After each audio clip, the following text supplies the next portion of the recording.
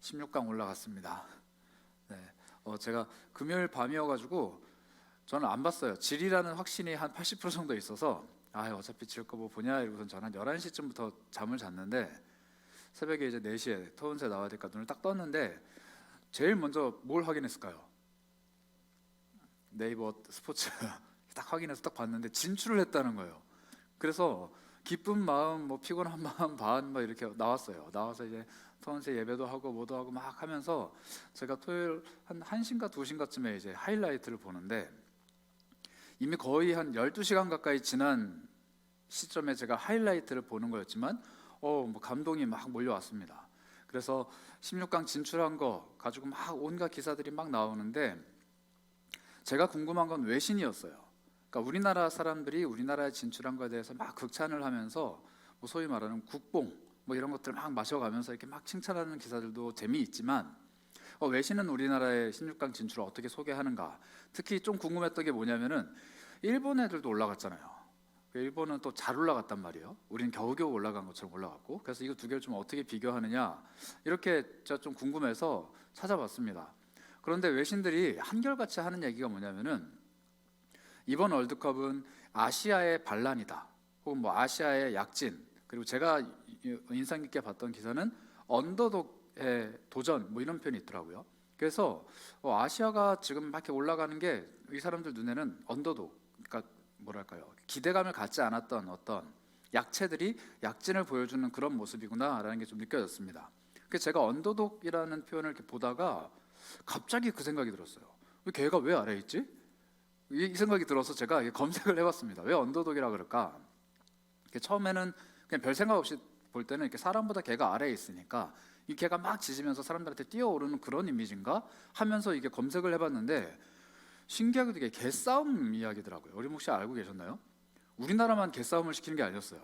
외국에서 이제 싸움, 그러니까 투견들을 이제 이렇게 붙이는데 언더독은 이게 체격이 약한 거예요. 기세가 약하고 힘이 약해서 뭐 탑독이라고 하기도 하고 오버독이라고 하기도 하는데 어쨌든 지들끼리 이렇게 물고 막 하는데 싸울 때 한 개는 이렇게 바닥에 들어 누워서 막 이렇게 물려고 하고 위에서 이 힘으로 찍어 누르는 또 다른 개가 있고, 근데 이 밑에 있는 개, 그러니까 밑에서 자기 힘을 발휘를 못하는 이 강아지가 언더독이라고 하는데 외국 사람들은 이 언더독이라는 표현을 원래는 이 투견으로 이야기를 하다가 1950 몇 년도인가요? 60 몇 년도인가요? 그 미국 대통령 중에 한 분이 당선을 하게 되는 그 선거 과정에서 이걸 사람한테 붙이기 시작했대요.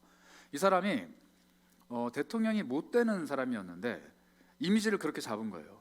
나는 지지율이 약하고 나는 투표하는 그 투표 득표율이 약해서 사전조사에 약해서 대통령이 안 될 겁니다. 미리 자기가 선언을 했어요. 나 안 될 거예요. 그런데 내 얘기를 좀 들어주세요. 이렇게 얘기를 한 거예요. 그 사람들이 나는 될 겁니다, 될 겁니다 막 자신감 있게 말하는 후보들한테 집중을 하다가 이 사람은 좀 뭔가 안 될 것 같은데 얘기라도 한번 들어보자 하고 듣다 보니까 이 사람 이야기가 설득력이 있는 거예요. 그래서 투표가 이쪽으로 넘어가서 4%인가 차이로 이 사람이 당선이 된 겁니다. 그러면서 이제 정치용어로 언더독이라는 표현이 등장을 했는데 중요한 거는 언더독은 늘 뭘 하냐면 반란을 일으켜요. 도전을 해요. 그러니까 언더독으로 규정된 사람들은 모든 사람들이 뭐라고 얘기하느냐면 얘는 약체야 라고 이야기할 뿐더러 또 하나를 덧붙이는데 뭐냐면 얘네들은 자기가 가지고 있는 포지션에서 절대 올라올 수가 없어. 이거를 올라오는 건 어떤 정상적인 과정이나 예측할 수 있는 과정이 아니라 반란 혹은 도전 혹은 약진 이런 표현들로 기대하지 않았다라는 표현들로 표현이 돼요. 우리나라가 사실 그래왔죠. 월드컵뿐만 아니라 우리나라는 세계 역사에서 늘 언더독이었어요. 전후 세대 혹은 전쟁 이후의 경제 혹은 전쟁 이후의 여러 가지 문화들이나 사회 여러 가지 모습들이 계속 늘 다른 선진국들의 뒷공무니를 계속 쫓아가는 언더독. 근데 어느 순간부터 우리나라가 문화로 그들을 앞서기 시작하고 경제로 그들을 앞서기 시작하고 이제는 운동도 조금씩 앞서기 시작하는데 여전히 그 사람들의 눈에 우리는 언더독이라는 거예요. 그래서 오늘은 이 언더독에서 좀 더 이야기를 해보려고 합니다. 오늘 성경 말씀을 함께 보면요, 이런 표현이 나옵니다. 7절인데요. 이 복음을 위해서 그의 능력이 역사하시는 대로 내게, 즉 바울에게 주신 하나님의 은혜의 선물을 따라서 내가 하나님의 일꾼이 됐다라고 자기 자신을 소개해요. 바울이 이렇게 얘기하는 겁니다. 하나님의 능력이 나한테 역사하시는 대로 하나님이 나에게 어떤 선물을 주셨는데 그것 때문에 내가 하나님의 일꾼이 될 수 있었어 라고 얘기하는 거예요. 하나님이 능력을 주셔서 그게 나한테 선물로 와서 나는 일꾼이 될 수 있었다라고 얘기하는데, 이 사람이 자신을 어떤 일꾼이라고 묘사하냐면 8절입니다.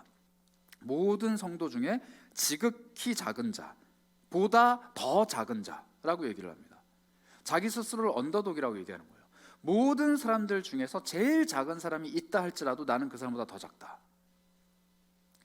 모든 사람들 중에 제일 하나님의 복을 잘 전하는 사람은 당연히 아니고, 모든 성도들 중에 하나님의 복음을 제일 못 전하는 사람이 있다 치자. 근데 그 사람보다 나는 더 작다.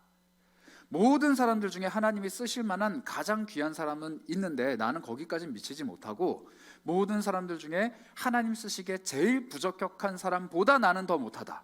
이렇게 얘기하는 겁니다. 나는 언더독들 중에서도 가장 언더독이다. 이렇게 얘기하는 거죠. 바울이 왜 이렇게 이야기할까요? 바울이 왜 자기 스스로를 언더독이라고 낮출까요? 이건 단순한 겸손의 표현은 아닙니다. 왜냐하면은 7절 다시 한번 볼까요? 이 사람이 이렇게 고백을 했거든요. 하나님의 능력이 나에게 역사하시는 대로 하나님이 나에게 선물을 주셨다라고 얘기를 해요. 이게 사실 앞뒤가 좀 안 맞아요. 이 사람은 자기가 성도들 중에 제일 작은 사람이라 이렇게 얘기했는데, 사실 바울만큼 성도들 중에 제일 큰 사람은 없습니다. 성경을 보시면요, 12제자가 있지만 이 사람들이 일으킨 수많은 사역과 기적들보다 바울 한 사람이 일으킨 기적이 훨씬 더 커요. 12제자가 세운 교회들보다 바울 한 사람이 세운 교회가 훨씬 더 많습니다. 12제자가 기록한 성경보다 바울 한 사람이 기록한 성경이 훨씬 더 많아요. 심지어 12제자들 중에서는 사람을 살려낸 사람이 없는데 바울은 죽은 사람을 살려낸 경험이 있어요. 쉽게 말씀드리자면 예수님 다음에 바울이 있고 그 다음에 12제자가 있는 거예요. 능력으로 치면, 사역의 규모로 치면, 사역을 한 열매의 결과물로 치면 바울은 다른 12명의 사도들보다 훨씬 더 뛰어난 13번째 사도입니다. 그런데 자기 스스로를 모든 성도보다 제일 낮게 있다 이렇게 얘기를 해요. 이게 모순이라는 거예요. 사실 바울이 그렇게 사역할 수 있었던 비결은 하나님이 그에게 능력을 주셨기 때문이거든요. 그런데 이 사람이 지금 내가 능력이 제일 없다라고 얘기를 하면 무슨 말이 되느냐? 곧 이꼴 하나님이 나에게 능력을 가장 적게 주셨다 이렇게 말하는 거예요. 이게 모순이라는 거죠. 이거는 두 가지 의미가 있습니다. 하나는 뭐냐면 하나님은 나에게 가장 능력을 적게 주셨는데 내가 가진 능력이 출중해서 난 이만큼 할 수 있었다라는 의미가 될 수 있는데, 문맥을 봤을 때 그 의미는 아닌 것 같아요. 두 번째 의미는 뭐냐면 나는 모든 성도들 중에 가장 작은 자인데 하나님이 나에게 이만큼의 능력을 주셔서 내가 이걸 할 수 있었다라는 고백입니다. 당연히 후자예요. 바울은 스스로를 언더독이라고 규정합니다. 그런데 하나님이 제일 밑바닥에 있는 깔아뭉개져서 보이지도 않는 그 강아지 같은 나를 데려다가 투견으로 삼으시고 영적인 전쟁을 일으키시고 나를 통하여서 수많은 일들을 하시고 교회를 세우시고 복음을 전파하셨다. 그게 하나님의 능력이고 나에게 주신 선물이다 라고 얘기를 하는 겁니다. 이 바울의 모습 속에서 우리의 모습을 살펴봐요. 왜냐하면 우리도 스스로 하나님이 왜 나에게 주신 게 없을까라는 생각들을 종종 하고는 해요. 저는 사실 좀 자주 합니다. 왜냐하면 제가 달란트가 많이 없기 때문에 하나님 앞에서 와, 누구는 막 저렇게 찬양 인도도 되게 잘하고, 누구는 막 성경 읽으면 빵빵빵 막 아이디어가 샘솟고, 누구는 막 이렇게 신방을 하면 사람들이 막 눈물콧물 흘리면서 우리 목사님 너무 좋아요 막 이렇게 얘기하는데 나는 도대체 뭘 하는 사람일까? 뭐 이런 생각이 좀 많이 들어요. 그런데 여러분들도 마찬가지 아닐까요?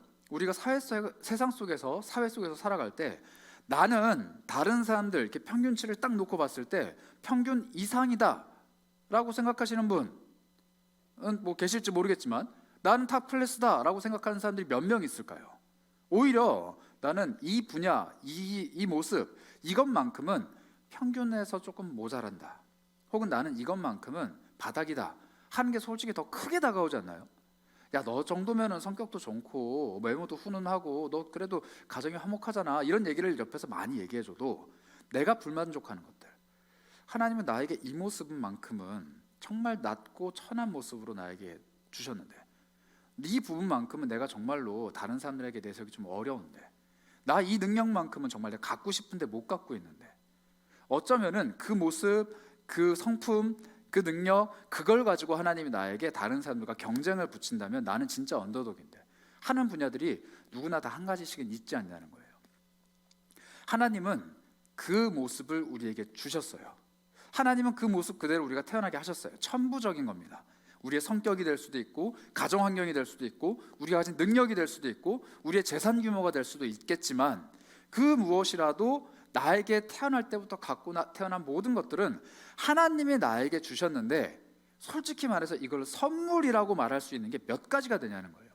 하나님 이런 선물을 줄 거면 선물이라고 하질 말아야죠. 이건 기본적으로 다 갖고 태어나는 어느 정도 기본값 아니에요? 사실 난 기본도 못한 채로 태어났는데 이거는 다른 사람들은 선물이지만 난 선물 아니잖아요 라고 말할 법한 것들이 있다라는 거예요. 그런데 하나님은 그 분야에서 우리를 만들어가기 시작하십니다. 하나님은요, 내가 가지고 태어나지 못한 것들을 미처 생각하지 못하고 놓치신 게 아니에요.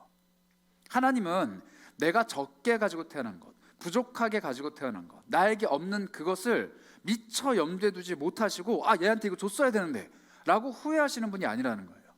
나는 지금 불만족스러울 수 있어요. 그런데 하나님은 그 모습을 만족하고 계시는 거예요. 왜냐하면 그렇게 태어나게 하셨기 때문에. 그 상황, 그 모습, 그 성품, 그 환경에서 태어나게 하신 분이 하나님이시기 때문에 하나님은 지금 내가 가지고 있는 이 미천한 것들을 만족해하고 계신다는 거예요. 하나님이 거기에서부터 우리를 만들어가기 시작하십니다. 그래서 그리스도인들은요, 내가 어디에서 가장 연약하고 가장 미천하고 나는 정말로 말 그대로 언더독인가를 빨리 찾아야 돼요. 그것을 찾아내는 게 바로 하나님이 일하시는 공간, 하나님이 일하시는 성품, 하나님이 일하셔야 되는 분야, 하나님이 일하셔야 되는 영역을 찾아내는 길이라는 겁니다. 사람은 늘 그래요. 내가 평균치 이상 하게 되면은 하나님 찾지 않아요. 물론 찾긴 찾겠지만 잘 안 찾아요. 남들 하는 만큼 내가 다 하잖아요. 기도할 이유가 별로 없어요. 남들 하는 만큼 해서 욕 안 먹잖아요. 그럼 나 고민할 필요가 없어요. 남들 하는 것만큼 평타를 치면 하나님을 안 찾는다는 거예요. 남들은 이만큼 하는데 내가 못하니까 하나님께 도움을 간구하고, 남들은 이걸 갖고 있는데 내가 없으니까 하나님 앞에 달라고 기도하고, 남들은 이걸 다 넉넉하게 해내는데 나는 그게 안 되니까 하나님 앞에 자꾸 매달리는 거 아니에요? 하나님이 그러라고 나에게 그 분야를 주신 거예요. 그 모습을 주시고 그 분야를 주셨다는 겁니다. 거기서부터 바로 하나님의 일하심이 시작이 되는 거예요. 그래서 하나님은 내가 태어날 때만 나를 딱 도와주시는 분이 아니라 내 인생을 계속 도와가시는 분이라는 거예요. 만약에 내가 태어난 상황과 환경이 하나님이 처음에 나의 그냥 기본값으로 딱 던져주고 네 알아서 살아라 이러면은 내가 태어나는 순간까지만 나의 하나님이에요. 그리고 그것을 극복해내는 모든 과정은 나 스스로 해야 되는 거예요. 내가 열심히 하고 극복해내고 배우고 성장해야 되는 거예요. 그런데 하나님이 내 인생을 도와주시는 분이라는 확신이 있다라면은 여러분 반드시 기억하셔야 돼요. 나에게 없는 그 분야에서 하나님이 일하시기 시작한다는 거예요. 넉넉한 곳에서도 일하실 수 있지만 하나님은 내가 갖지 않은 그곳에서 일하기를 원하십니다. 그래서 그걸 주신 거예요. 그래서 하나님의 은혜는요, 일시불이 아니라 할부예요.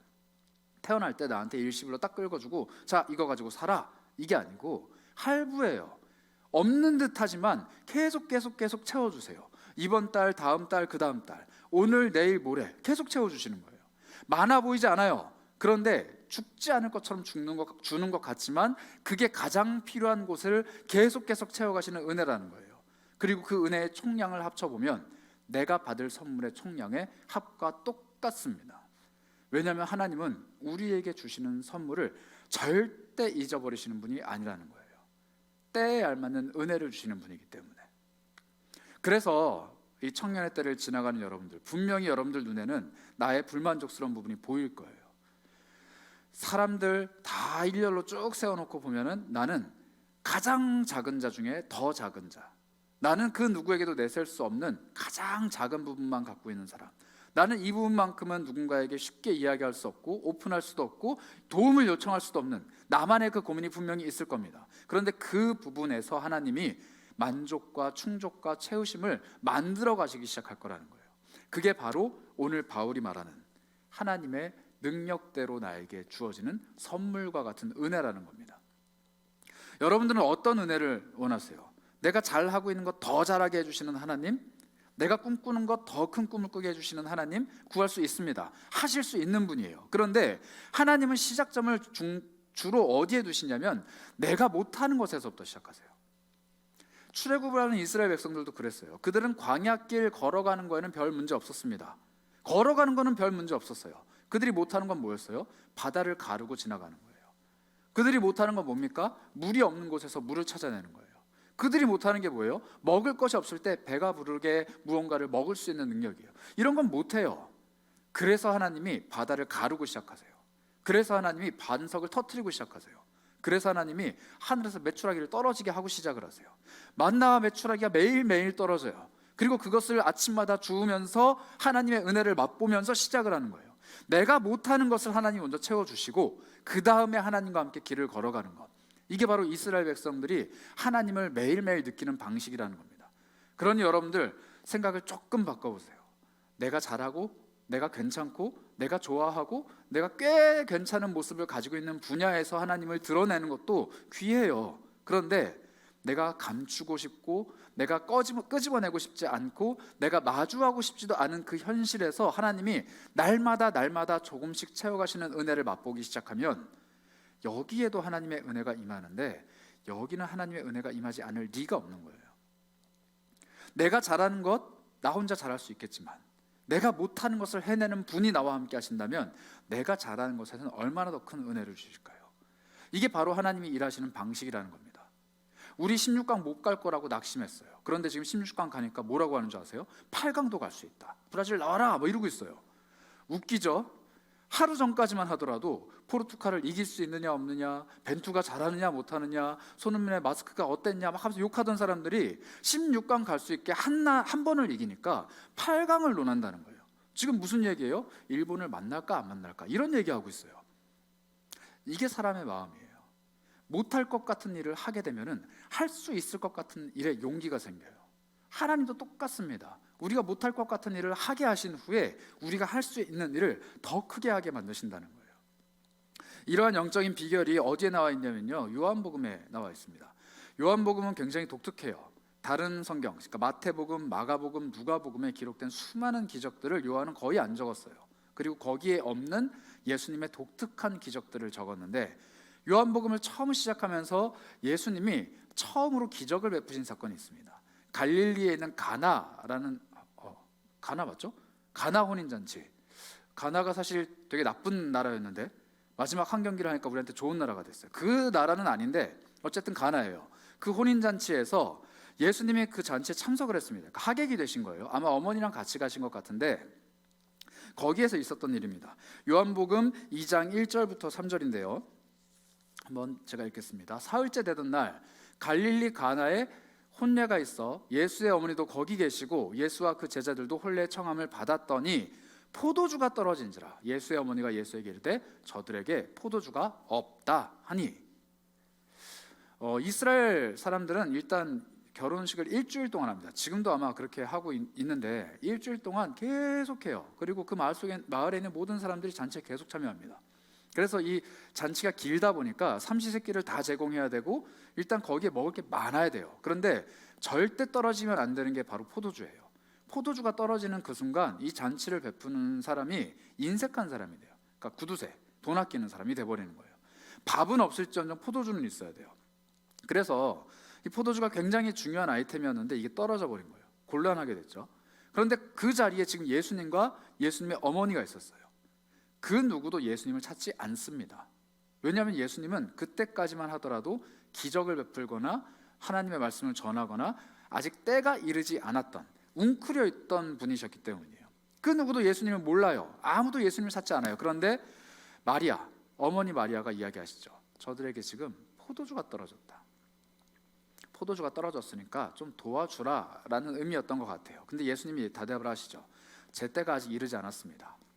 그런데 어머니가 그냥 무시하고 이를 벌려요. 요한복음 2장 5절인데요. 그의 어머니가 하인들에게 이르되 너희에게 무슨 말씀을 하시든지 그대로 하라 하니라. 거기에 유대인의 정결 예식을 따라 두세 통 드는 돌 항아리 6이 놓였는지라. 예수께서 그들에게 이르시되 항아리에 물을 채우라 하신즉 아기까지 채우니 이제는 떠서 연회장에게 갖다 주라 하시매 갖다 주었더니 연회장은 물로 된 포도주를 맛보고도 어디서 났는지 알지 못하되 물 떠온 하인들은 알더라. 예수님의 어머니가 예수님의 대답을 무시해요. 깡그리 무시하고 아줌마 특유의 근성이 발휘됩니다. 우리 어머니도, 저희 어머니도 자주 그러시는데 제가 아무리 얘기해도 본인 하고 싶은 얘기 하세요. 예수님이 내 때가 아직 안 됐어요 라고 하는데 그냥 무시하시고 하인들한테 가고 야 뭐라고 하는지 그대로 해 하신 거예요. 그러니까 예수님이 엄마 하면서 했을지 모르겠지만 어쨌든 갔어요. 가서 하인들한테 얘기하죠. 돌 항아리에 들어있는 물을 떠다가 연회장에게 갖다 줘라, 이 얘기를 하십니다. 이거 굉장히 위험한 일이에요. 이 돌 항아리는 뭐냐면요, 손 닦고 발 닦는 물이에요. 이스라엘 사람들은 이제 식사를 하기 전에 그 예식에 따라서 손도 닦고 발도 닦아야 돼요. 먼지를 다 닦아야 이제 밥을 먹을 수 있습니다. 그 들어갈 때 손 닦는 물이에요. 지금으로 치면 그냥 수돗물, 세면대에 수돗물 틀어놓고 거기서 물을 떠다가 그 연회장에 갖다 주는 거예요.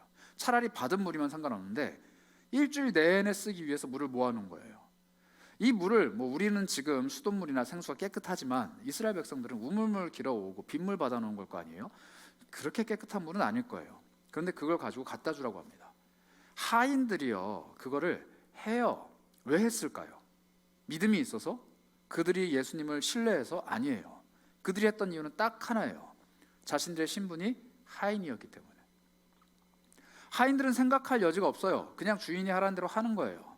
지금 아마도 그 연회를 베푸는 이 혼례식에 마리아나 예수께서 친척이 아니었나 싶어요. 그냥 일반 손님이었으면 당신이 뭔데? 이렇게 했을 거예요. 그런데 아마 친척이거나 좀 가까운 지간이었기 때문에, 그리고 이분들이 누군지 알았기 때문에 하인들이 깨림칙하지만 그냥 한 거예요. 했을 때 연회장, 그 연회를 주관하는 그 대표가 이거 어디서 갖고 왔어? 이런 더러운 물을 어떻게 하라는 거야? 라고 하면은 저 사람이 하라고 했습니다. 이랬겠죠. 그 생각을 하고 갖고 가는데 이게 어떻게 변합니까? 아주 극상품 포도주로 변해요. 극상품 포도주로 변해요. 우리 지난주부터 계속 살펴보고 있는데 오병이어의 기적이 누구 손에서 펼쳐졌다고 했죠? 제자들. 지금 예수님의 갈릴리 혼인잔치에 이 극상품의 포도주로 물을 바꾸시는 기적을 하인들의 손끝에서 하시는 거예요. 예수님은 그냥 가져가라 이 말씀 한마디만 하셨어요. 축복 기도도 안 하셨습니다. 그런데 그 일이 벌어져요. 그리고 연회장이 난리가 납니다. 신랑에게 얘기하죠. 내가 지금 연회를 베풀고 있는데 당신에게 의뢰를 받아서 이렇게 잔치를 베풀고 있는데 당신 나에게 준 포도주가 이만큼 있었는데 그거 별로 맛이 없었어. 근데 보통 좋은 거 내놓고 사람들이 좀 취하면 나쁜 거 주는데 당신은 이 좋은 거 어디에 꼼쳐놨다 지금 주는 거야? 이렇게 얘기를 하는 거예요. 신랑이 자기의 예식을 위해서 준비했던 포도주보다 훨씬 더 좋은 포도주로 바뀌었다요. 그런데 거기에는 모든 사람들은 몰라요. 그런데 9절 마지막에 누가 한다 그랬죠? 물 떠온 하인들만 알더라. 물 떠온 하인들이요 언더독이에요. 그 누구도 이 사람들이 기적을 일으킬 거라 생각하지 않았어요. 그 누구도 이 사람들이 지금 연회장에 포도주가 떨어진 이 문제를 해결하리라 상상조차 하지 않았어요. 이들이 무언가를 해내리라고 아무도 생각하지 않았어요. 그런데 이 사람들이 해내요. 공경에 빠진 신랑을 구해내고 공경에 빠진 연회장을 구해내고 낙심할 만한 하객들의 마음에 흡족한 만족을 줘요. 물 떠온 하인들은 알아요. 그런데 그들에게 아무도 기대하지 않아요. 이게 바로 그리스도인들이 세상 속에서 하나님의 일을 하는 비결입니다. 여러분들이 어떤 모습을 가지고 있는지 굉장히 다양한 모습을 가지고 있지만 세상 사람들이 여러분들에게 기대하지 않는 바가 있을 거예요. 저 사람은 다 좋은데 성격이 좀 그래. 쟤는 다 좋은데 낯가림이 너무 심해. 쟤는 다 좋은데 노래를 잘 못해. 쟤는 다 괜찮은데 공부는 좀. 쟤는 다 괜찮은데 요거는 좀 저건 좀.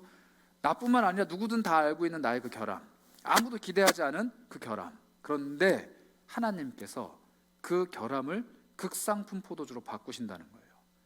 하나님께서 나의 그 부족함을 하나님 되심으로 드러낸다는 거예요. 세상은 몰라요. 제가 뭘 했길래 갑자기 저렇게 바뀌었지? 제가 뭘 했길래 갑자기 저러지? 아무도 몰라요. 근데 나는 알아요. 왜? 나는 물 떠온 하인이니까. 나는 한 게 없어요. 그런데 하나님이 나의 부족함을 채우셨기 때문에 나는 아는 거예요. 나는 이 분야에 나 스스로도 극복해낼 재간이 없고 방구가 없고 능력이 없어요. 그런데 그걸 하게 하시는 하나님을 나는 아는 거예요. 그래서 바울처럼 고백할 수 있는 겁니다. 모든 사람들보다 더 작은 내가 이 일을 할 수 있는 것은 나에게 하나님이 가지고 계신 능력대로 매 순간 매 순간 선물을 베풀어 주시는 그 하나님 때문에 내가 했다. 근데 이 하나님을 아무도 몰라요.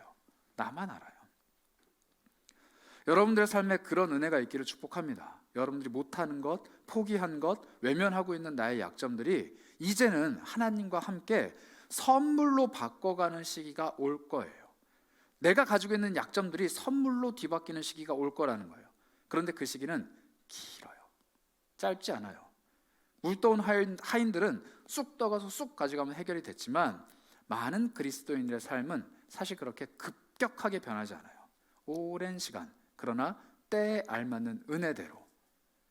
그래서 여러분들에게 오랜 시간 준비된 한 나무를 소개하려고 합니다.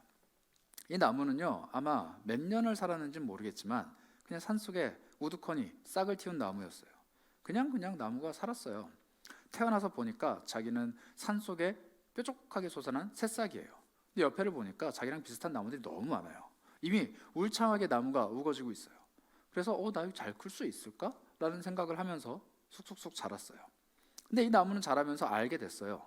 내 옆에 있는 나무들과 나는 전혀 다를 바가 없구나.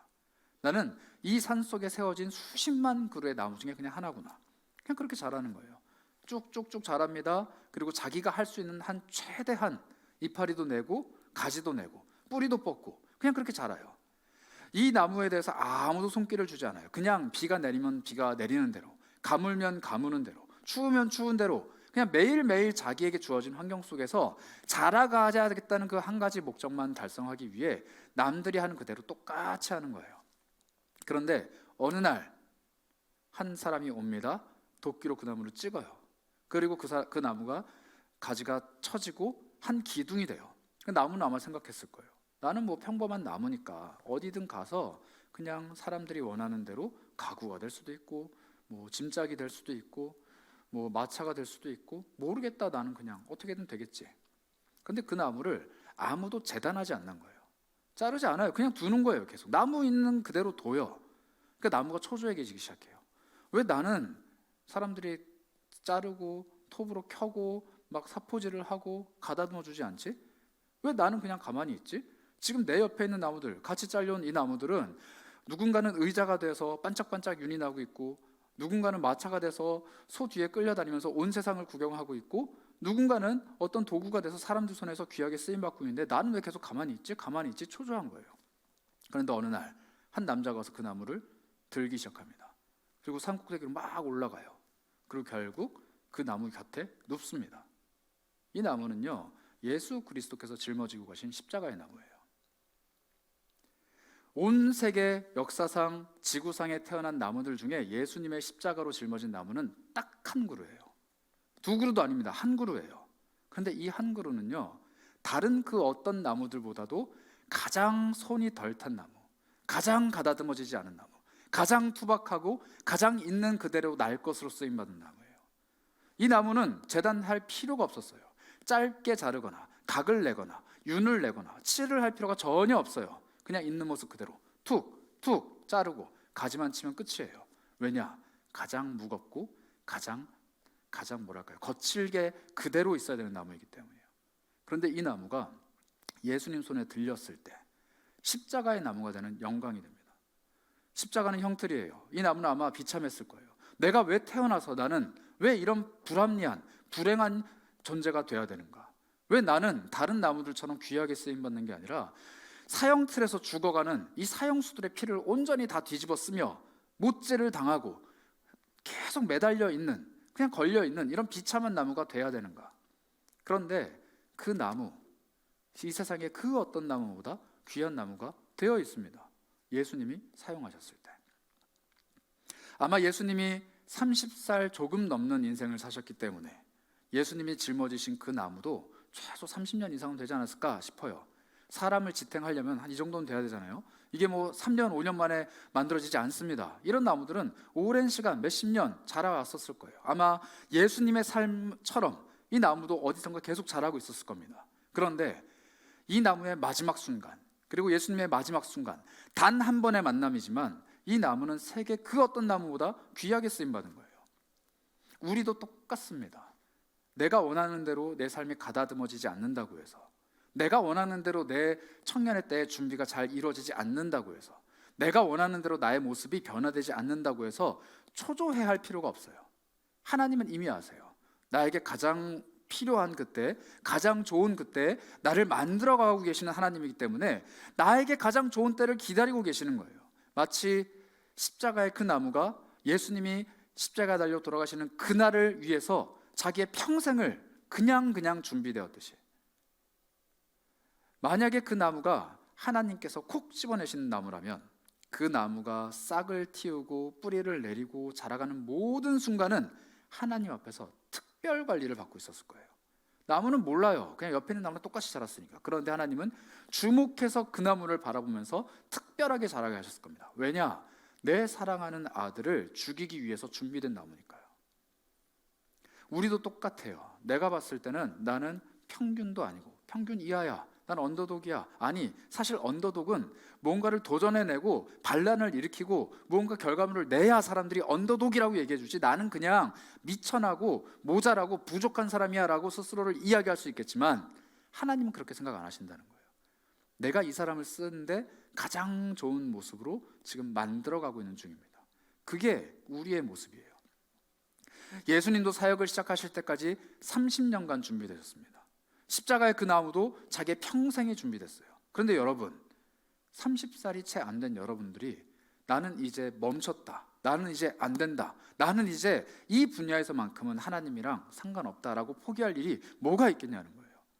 하나님이 준비해 가시는 과정이라 생각하면 나는 절대 뒤처지지 않습니다. 하나님이 준비해 가시는 과정이라 생각하면 나는 절대 작은 사람이 아니에요. 하나님이 나를 만들어 가신다는 확신이 있다면은 겉보기에는 모든 성도들 중에 내가 제일 작은 것처럼 보이지만 바울의 고백대로 하나님의 능력에 따라서 나에게 베풀어 주시는 풍성한 은혜가 나한테 차고 넘치는 그날이 반드시 올 겁니다. 그거를 준비하는 여러분들이 되셨으면 좋겠어요. 그래서 오늘 우리는 매일매일의 최선을 다해야 됩니다. 매일매일의 최선 다해야 돼요.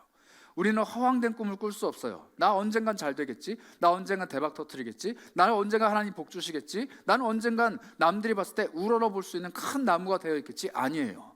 오늘 싹을 틔우고 오늘 뿌리 내리고 오늘 햇빛을 받으며 자라가는 일에 최선 다해야 돼요. 나에게 맡겨주신 일들 잘 못할지라도 혹은 능숙할지라도 상관없어요. 나에게 맡겨주신 일에 최선 다하고 있을 때 하나님이 하나님의 때 자신의 능력대로 풍성한 은혜를 우리에게 주실 겁니다. 그게 바로 작은 일꾼을 불러 세우셔서 풍성한 은혜로 그 사람을 사용하시는 하나님의 비결이에요. 매일매일의 최선을 다하지 않는 사람 하나님이 신뢰하기 어렵습니다. 자기에게 맡겨진 작은 일도 잘 감당해내지 못하는 사람 하나님이 신뢰하시기 어려워요. 그런데 정말 작고 보잘것없는 일이지만 매일매일 최선을 다하면서 하나님 앞에 준비되기 위해 애쓰는 사람, 그 누구도 주목하지 않지만 새별학교의 어린 영혼들을 섬기기 위해서 매 주일 오전마다 아무도 알아주지 않지만 나는 그냥 가서 그 아이를 바라보고 웃고 말씀 전하고 기도해주고, 그 누구도 인정하지 않지만 세상 속에서 그리스도의 가치를 전하기 위해 오늘도 직장에서, 오늘도 학교에서, 오늘도 믿지 않는 가족들 사이에서 그리스도의 가치를 전하기 위해서 나 혼자 눈물 짓고 고민하는 사람, 아무도 몰라주지만 아무도 주목하지 않지만 내가 가지고 있는 것들을 가지고 내가 밟고 있는 땅에서 하나님 전하려고 애쓰고 고군분투하는 사람, 그 사람을 하나님이 주목하신다는 거예요. 그리고 그 사람을 결국 하나님이 쓰십니다. 이게 바로 매일매일의 삶에 최선을 다하고 충성을 다해야 되는 이유예요. 그래서 오늘 우리 이 찬양으로 함께 고백했으면 하는데요, 찬양의 가사가 참 아름다워요. 내용은 아름답지 않은데 참 아름다워요. 빛이 없는 바다, 그 바다에 홀로 남겨진 채로 가만히 있는, 넋놓고 있는 나를 주님이 바라보십니다. 그리고 손을 딱 잡아주세요. 예수님은 나에게 이 바다 위를 걸어가자 말씀하시지 않아요.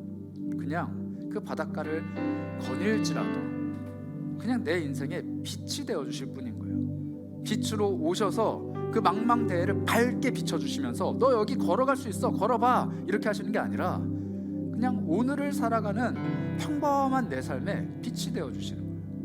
한 걸음 한 걸음 주님과 함께 걸어갈 때 어느 순간 나는 뒤를 돌아보면 하나님의 일을 해낸 사람. 내가 걸어가는 걸음 남들 다 걸어가기 때문에 나는 그냥 평범한 사람입니다 라고 생각했는데 어느 순간 나는 언더독이 아니라 하나님의 사람이 되어 있는 것. 이게 바로 우리 인생이라는 겁니다. 여러분들 그렇게 준비될 수 있어요. 그리고 그렇게 준비해야 돼요. 그리고 그것을 위해서 오늘 하루에 최선을 다해야 됩니다. 여러분들 삶이 캄캄한 어둠과 같을지라도 빛 대신 주님만 있다면, 여러분들 삶이 아무리 평범할지라도 빛 대신 예수님이 나를 붙잡아 주신다면 나는 이 세상에서 그 누구도 경험할 수 없는 하나님의 능력에 따라 역사하시는 풍성한 은혜를 삶에서 누리는 작은 일꾼 예수 그리스도의 사람이 될 수 있다는 겁니다. 이 마음 담아서 우리 함께 찬양하며 나아가겠습니다.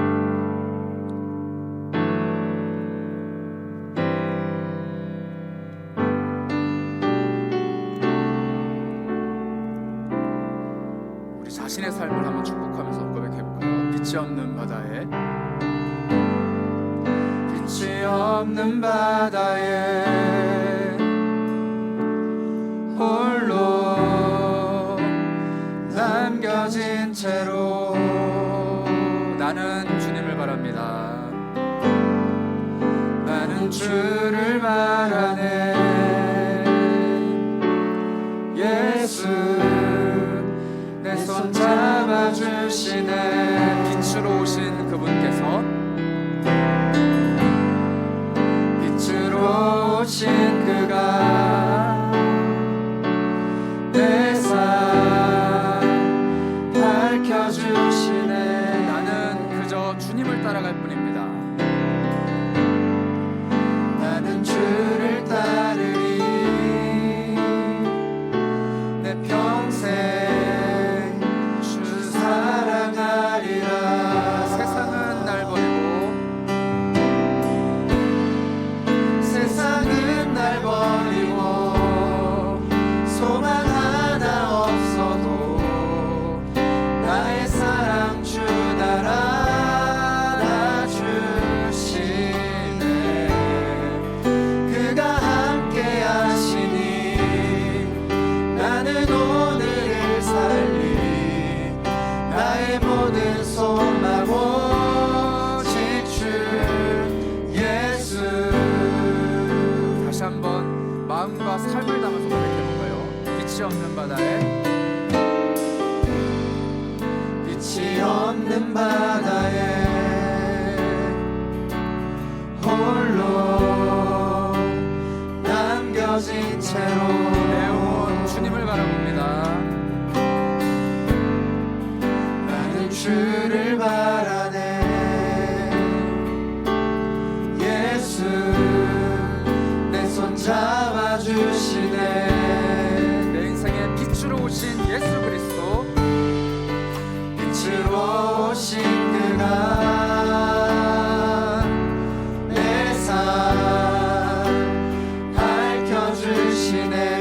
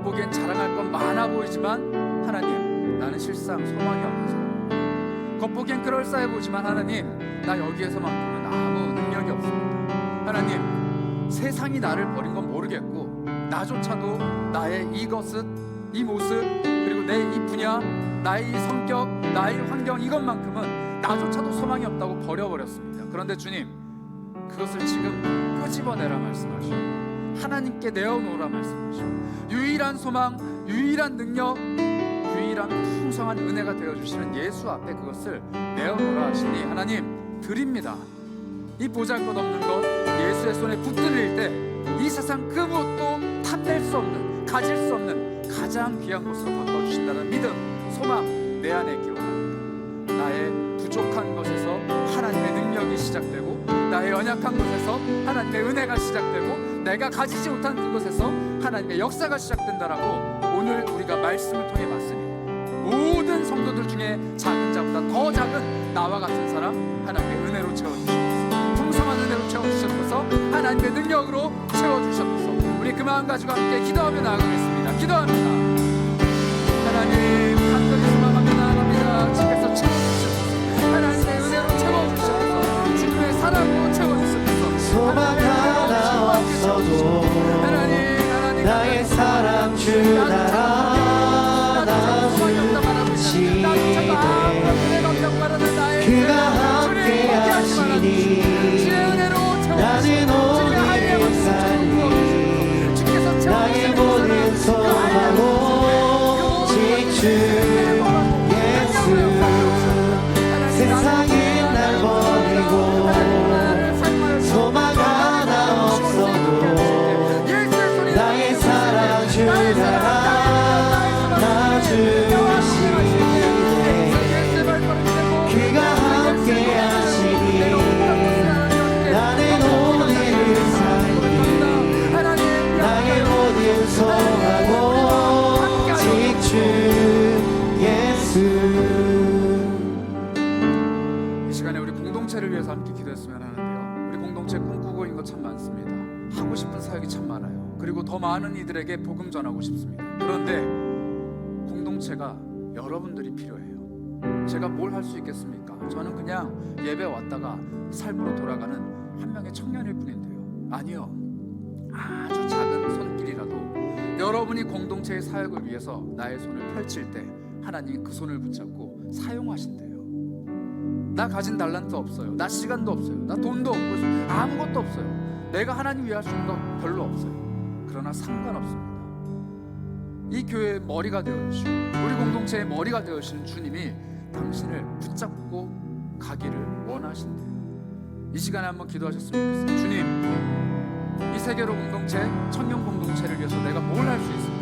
나는 달란트도 없습니다. 나는 믿음도 없습니다. 말씀에 대한 지혜도 없습니다. 그러나 하나님이 나를 원하시고 사용하신다고 한다면 나 조금씩 쓰임받기 원합니다. 주님 손에 붙들리기 원합니다. 하나님, 머리 대신 주님과 함께 한 몸을 이루어가는 이 공동체 안에서 내가 하나님의 사람 되기 원합니다. 성도들 중에 가장 작은 자일지라도 하나님이 귀하게 쓰시는 귀한 자들이 원합니다. 우리 공동체의 사역과 나 자신을 위해서 함께 마음과 기도하도록 하겠습니다. 기도합니다. 하나님 채워주시옵소서. 세상은 날 버리고 소망 하나 없어도 나의 사랑 주 나라 나주시네. 그가 함께 하시니 나는 오늘을 살리 나의 모든 소망 오직 주 예수.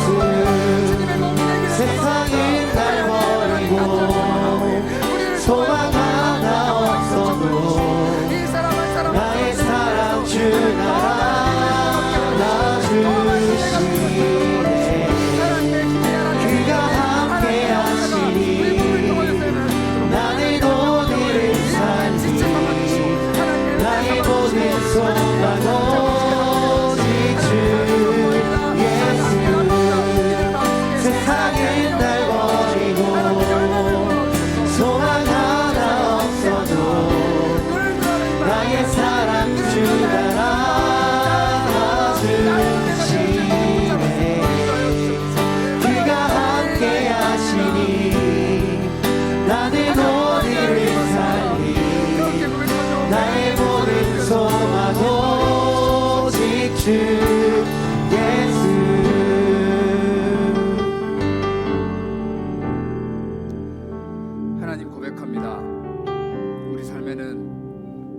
마다 못해 어디로 가야 될지 길조차 알지 못하는 연약함만 있습니다. 겉보기엔 그럴싸해 보이고 남들이 보기엔 꽤 괜찮은 사람처럼 보이지만 나는 압니다. 나에겐 소망이 없습니다. 이겨낼 수 없는 마음의 짐과 삶의 무게와 육신의 고통과 주변의 상황들이 나를 늘 옥죄고 나를 늘 괴롭게 하고 나를 늘 넘어지게 합니다. 그러나 내가 빛대신 주님의 손을 꽉 붙들고 정말 모든 성도들 중에 가장 작은보다 더 작은 자인 나를 주님이 붙들고 걸어가시기 시작하면 비록 많은 길을 가진 않더라도 큰 걸음으로 뛰어다니진 않더라도 내가 걸어가는 그 길이 하나님 아버지와 동행하는 길이 되리라 확신합니다. 주님, 나의 유일한 소망이 되어주시고 유일한 능력이 되어주시는 그 주님을 붙잡기 원합니다. 십자가에 달려 구멍난 그 손을 우리가 붙잡고 가기 원합니다. 이 땅에 죽기 위해 태어나신 아기 예수를 우리가 기뻐하며 환대하기 원합니다. 그리고 그 주님과 함께 평범한 내 삶, 평범한 매일의 하루를 성실하게 살아가기 원합니다. 그리고 언젠간 뒤돌아봤을 때 가장 작은 나를 이토록 사용하신 하나님의 은혜가 내 삶에 풍성하다, 이렇게 고백하는 우리가 되기 원합니다. 성탄의 계절에 세상은 하나님을 기뻐하는 것이 아니라 크리스마스 트리와 전구의 불빛과 그리고 나누는 선물들을 기뻐하는 이 시대를 향해 우리는 죽기 위해 나신 아기 예수를 고백하게 하시고 우리 인생의 유일한 소망이 되어주시는 예수 그리스도를 전하게 하시고 우리의 삶을 통해 우리 공동체를 통해 더 많은 이들이 생명을 얻는 귀한 시간들, 귀한 은혜들 우리를 통해 펼쳐 보여주시기 원합니다. 이제는 공동체가 되기 원합니다. 이제는 함께 사역하기 원합니다. 하나님, 우리 공동체의 머리가 되어주시는 예수님, 우리의 유일한 소망이 되어주시고 우리 공동체가 나아갈 길을 가르쳐주시고 함께 해주시고 힘을 더하여 주신 분이라는 것 우리가 함께 고백하오니 주여 우리를 불쌍히 여기시고 늘 동행하여 주옵소서. 우리 공동체의 머리가 되어주시며 우리 인생의 유일한 소망이 되어주시는 예수 그리스도의 이름으로 기도합니다.